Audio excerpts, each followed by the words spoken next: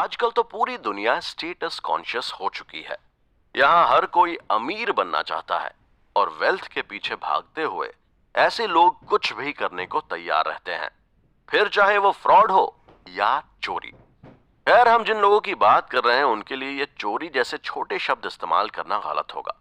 In well educated और अमीर लोगों के द्वारा किए गए क्राइम को स्कैम, करप्शन, बिगेस्ट फ्रॉड या व्हाइट कॉलर क्राइम कहना ज्यादा सही होगा। और भारत के इन व्हाइट कॉलर क्रिमिनल्स की लिस्ट में विजय माल्या की तरह नीरव मोदी भी शामिल हैं। तो चलिए इंडिया की एक ऐसी ही स्कैम स्टोरी के बारे में आज जानते हैं। आप सभी ने पंजाब नेशनल बैंक स्कैम के मास्टरमाइंड नीरव मोदी का नाम तो जरूर सुना होगा। नीरव मोदी पेशे से एक डायमंड मर्चेंट है और इनकी स्कैम स्टोरी इंडिया की सबसे बड़ी कंट्रोवर्शियल स्टोरी में से एक है। चाहे बात नीरव मोदी की हो या फिर विजय माल्या की, इनके जैसे ओवर एम्बिशियस लोग सक्सेस के पीछे भागते हुए पूरे सिस्टम को बर्बाद कर देते हैं। न सिर्फ ये दोनों, बल्कि ऐसे ही कुछ हाल हर्षद मेहता और केतन पारिक जैसे लोगों का भी है, जिनके बारे में सारी इंफॉर्मेशन हम अपने आगे के एपिसोड्स में जरूर देंगे। तो दोस्तों, अभी बात करते हैं नीरव मोदी की।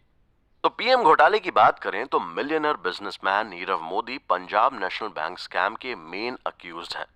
इस स्कैम में उन्होंने 11,356 करोड़ रुपए का स्कैम किया। 11,356 करोड़ रुपीस। नीरव मोदी के साथ साथ उनकी वाइफ एमी मोदी, भाई निशाल मोदी और उनके रिलेटिव मेहुल चौकसी भी इस घोटाले में शामिल थे। जैसे ही इस घोटाले की खबर दुनिया के सामने आई, नीरव मोदी भी अपने पूरे परिवार के साथ इंडिया छोड़कर भाग गए। और आपको शायद ये जानकर हैरानी होगी कि नीरव मोदी भी कहां पहुंचते हैं। जी हाँ, बिल्कुल सही समझा आपने। ये भी विजय माल्या की तरह ही लंदन पहुंच गए। भारत छोड़ लंदन भाग जाने के पीछे इनका भी वही कारण था जो विजय माल्या का था। पर इन्होंने इस पीएनबी बैंक स्कैम को आखिर अंजाम कैसे दिया? पीएनबी घोटाले की बात करें तो पीएनबी बैंक के नाम पर नीरव मोदी ने लगभग 11,400 करोड़ का घोटाला किया है। ये पूरा घोटाला पीएनबी के एक ही ब्रांच से किया गया था, जो कि मुंबई में है। 11,400 करोड़ रुपए का फ्रॉड, ये सुनकर तो आप लोग भी चौंक गए होंगे। पर अब सवाल ये उठता है कि पीएनबी जैसे इतने बड़े बैंक के साथ इतने बड़े अमाउंट का फ्रॉड आखिर कैसे पॉसिबल हो सकता है? तो इस स्कैम को समझने से पहले आपको लेटर ऑफ अंडरटेकिंग, इस टर्म को समझना होगा।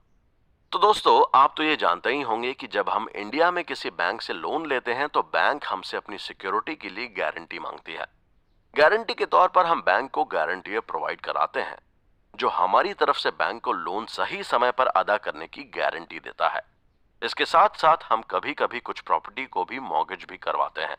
लेकिन जब यही लोन फॉरेन के किसी बैंक से लिया जाता है तो फॉरेन बैंक इंडियन बिजनेस में पैसे इन्वेस्ट करने या लोन के रूप में पैसे देने से पहले किसी इंडियन बैंक से लेटर ऑफ अंडरटेकिंग की डिमांड करती है। तो अब आप समझ सकते हैं कि नीरव मोदी केस में भी बिल्कुल यही हुआ है। नीरव मोदी ने 11,400 करोड़ रुपए का लोन विदेश के दूसरे बैंकों से धीरे धीरे कर लिया। और इसके लिए जब बैंक ने उनसे लेटर ऑफ अंडरटेकिंग की डिमांड की तो उसने पंजाब नेशनल बैंक के द्वारा रिलीज किया गया लेटर फॉरेन बैंक को दे दिया। इस तरह से उसे फॉरेन बैंक से लोन भी मिल गया। लेकिन बाद में जब नीरव मोदी की तरफ से रीपेमेंट नहीं हुआ, तब उन फॉरेन बैंक्स ने पंजाब नेशनल बैंक से कांटेक्ट किया, क्योंकि जिस बैंक की तरफ से लेटर ऑफ अंडरटेकिंग दिया जाता है, बैंक उस पर लोन को बेनिफिशियरी के ना चुका पाने पर खुद लोन चुकाने की गारंटी देती है। मतलब तो आप अब समझ चुके होंगे। मतलब ये समझिए कि फॉरेन बैंक से लोन लेने के लिए इंडियन बैंक इस लेटर के जरिए आपकी गारंटी लेती है कि अगर आपने ये लोन सही समय पर नहीं चुकाया तो ये इंडियन बैंक आपके बदले फॉरेन बैंक को लोन वापस करेगी। पंजाब नेशनल बैंक ने इसके जवाब में कहा कि उन्होंने कभी भी ऐसा कोई लेटर ऑफ अंडरटेकिंग रिलीज नहीं किया है। जो भी डॉक्यूमेंट्स या पेपर रिलीज हुए हैं वो सारे फर्जी हैं। और फिर पीएनबी ने सीबीआई को इस बात की रिपोर्ट कर दी। यहीं से नीरव मोदी और पीएनबी स्कैम की बात पूरी दुनिया के सामने आई। अब सवाल ये उठता है कि जब पीएनबी की तरफ से लेटर ऑफ अंडरटेकिंग रिलीज नहीं किया गया तो फॉरेन बैंक को यह लेटर आखिर मिला कैसे? जब बात की तह पर पहुंचने की कोशिश की गई तो ये समझ में आया कि दरअसल इसमें पीएनबी के ही कुछ ऑफिसर्स शामिल थे, जिनका नाम सीबीआई की जांच में भी सामने आया। पीएनबी के कुछ ऑफिसर्स जैसे गोकुलनाथ शेट्टी और मनोज खरात का नाम भी इसमें शामिल है। पीएनबी स्कैम की बात सामने कैसे आई, चलिए अब ये जानते हैं। तो नीरव मोदी के साथ मिले हुए पीएनबी के ऑफिसर्स जब रिटायर हो गए, तब उनकी जगह नए ऑफिसर्स ने चार्ज संभाला। उन्हें पता चला कि नीरव मोदी के नाम पर फर्जी लेटर ऑफ अंडरटेकिंग रिलीज किया गया है, वो भी बिना किसी कोलेट्रल के, और ये काफी सालों से चल रहा है। नीरव मोदी इस लेटर को यूज करके 2011 से 2017 तक विदेशी बैंकों से 11,400 करोड़ का लोन ले चुके थे। सीबीआई के साथ ही 5 फरवरी 2018 को पीएनबी ने सेबी को भी इस स्कैम के बारे में इन्फॉर्म किया। 2018 को वैलेंटाइन डे के दिन यानी कि 14 फरवरी को पीएनबी ने 11,400 करोड़ के स्कैम को मीडिया के सामने रिलीज किया। पीएनबी के जरिए नीरव मोदी और मेहुल चोकसी का नाम इस घोटाले में शामिल हुआ। सीबीआई ने 16 फरवरी 2018 को मेहुल चोकसी के सभी गीतांजलि ग्रुप रिटेल स्टोर्स पर भी इन्वेस्टिगेशन किया। इसके बाद 17 फरवरी 2018 को सीबीआई ने पीएनबी के भ्रष्ट कर्मचारी के साथ नीरव मोदी और मेहुल चोकसी के नाम अरेस्ट वारंट भी रिलीज कर दिया। वो कहते हैं ना कि एक गलत काम का असर हर दूसरी चीज पर पड़ता है, ऐसा ही पीएनबी के साथ हुआ। नीरव मोदी के कर्मों की सजा पीएनबी को भुगतनी पड़ी। इस बड़े घोटाले के सामने आते ही पीएनबी के शेयर प्राइस लगातार गिरने लगे।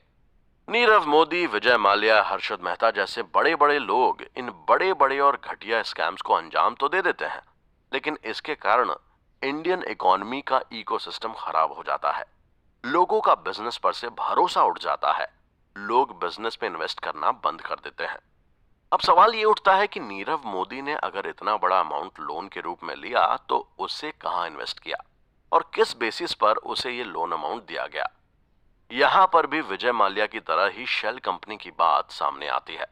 हमने पिछले एपिसोड में शेल कंपनी के बारे में ये जाना कि ये वो कंपनीज होती हैं जो सिर्फ पेपर पर एग्जिस्ट करती हैं, ये कोई रियल कंपनी नहीं होती है।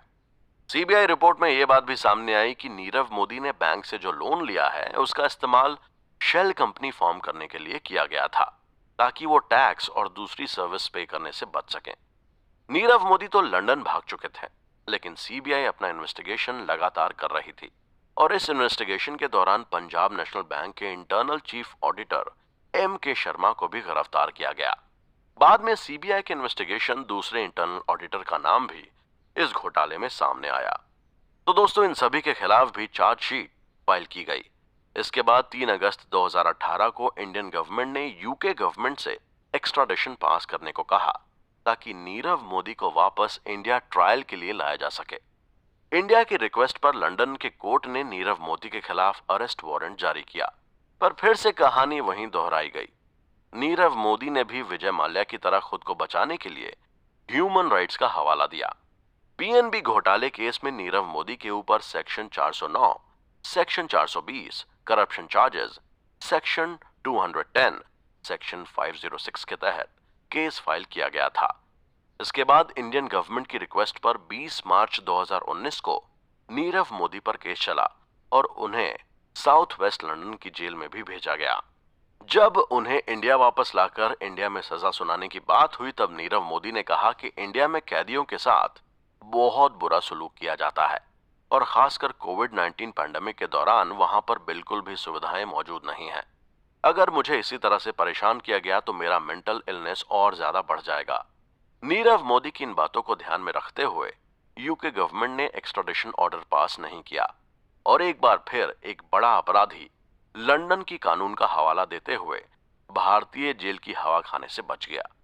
अब अगर लेटेस्ट न्यूज की बात की जाए तो जब भी यूके गवर्नमेंट नीरव मोदी को इंडिया वापस भेजने के बारे में सोचती है, तब नीरव मोदी अपनी तरफ से रिक्वेस्ट लगा देते हैं।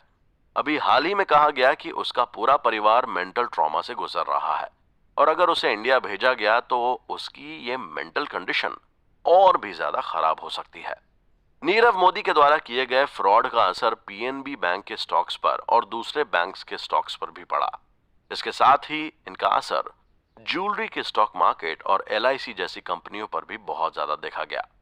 इस एपिसोड में दोस्तों बस इतना ही। अब आगे के एपिसोड में हम एक बहुत बड़े पॉलिटिकल घोटाले की झलक देखेंगे। तो चलिए चलते हैं अगले एपिसोड में और जानते हैं इस स्कैम के बारे में।